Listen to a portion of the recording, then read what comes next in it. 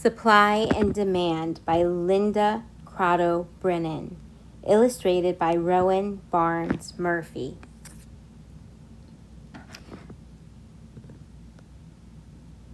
Mia looked up from the sign she was making. How much should we charge? Thomas set down a pitcher of lemonade on their newsstand. Our costs were 10 cents a cup. Let's charge 20 cents, said Mia. Sounds good to me, Thomas replied. Their lemonade stand was in a park with fields for different sports. It was a busy Saturday. Some basketball players bought lemonade after their game. Next, Thomas and Mia's friend Jack stopped by. Jack was heading to the skateboard park. Families stopped too. Some had been sitting in the bleachers watching a softball game. Mr. Smith, the softball coach, came over. Thomas and Mia's pitcher was empty. Rats, said Mr. Smith. Some ice-cold lemonade sure would hit the spot. On Sunday, Thomas made 2 pitchers of lemonade to sell. Mia's mother drove the kids to the park. Thomas and Mia each carried a pitcher of lemonade. Mia's mom brought the cups and napkins from the car. So many people wanted our lemonade yesterday, said Mia. I think we can charge more for it. How about 25 cents a cup? Thomas suggested. You kids are following the law of supply and demand, Mia's mom said. When demand for a product is high, prices go up. Business is ruled by supply and demand. Supply is how much sellers have. Demand is how much buyers want.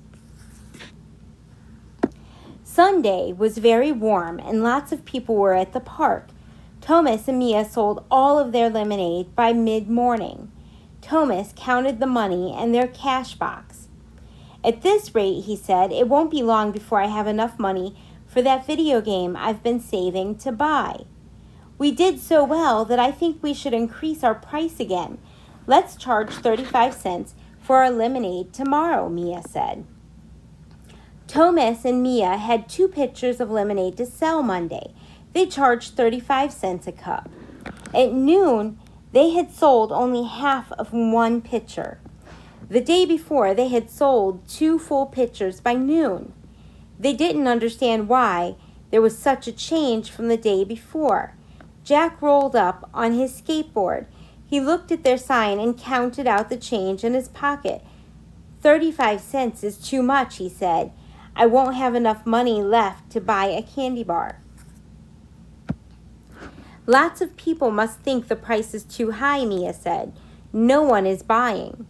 Maybe people will buy the lemonade if we sell it for less, Mia said. We can have a sale.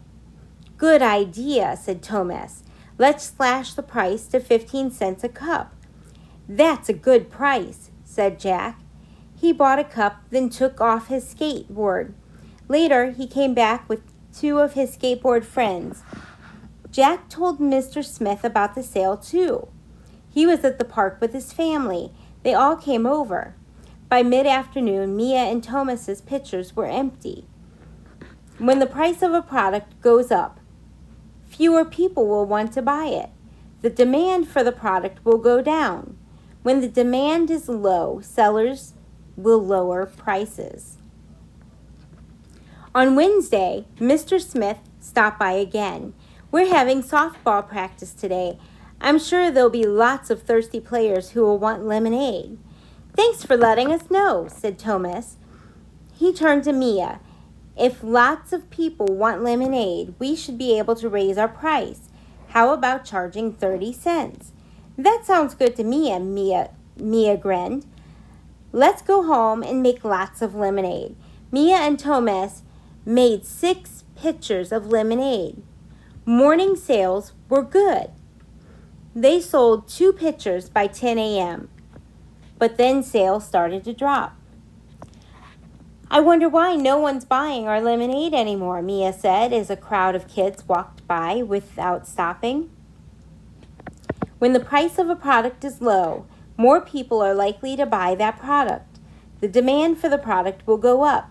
Sellers will raise the price.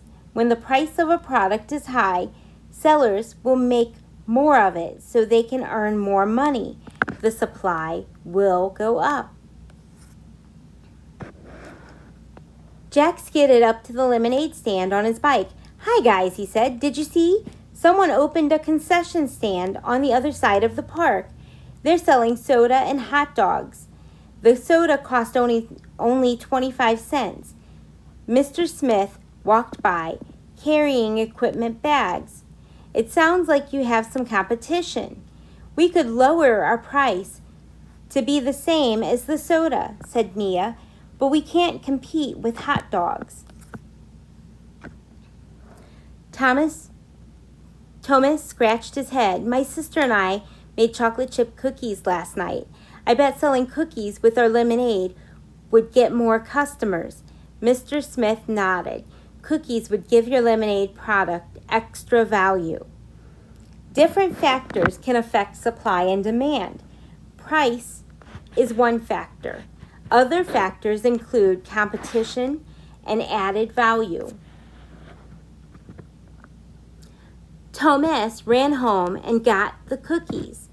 He and Mia sold more lemonade, but not as much as before the concession stand opened. Jack rode by on his bike. "Hey, I didn't know you were selling cookies too. I love chocolate chip." He bought 2 cookies and a cup of lemonade. "That's it," said Mia. "We need to advertise our product." Mia posted signs all over the park.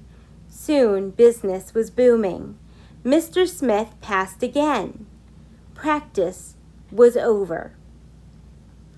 He was taking equipment to his car. His kids.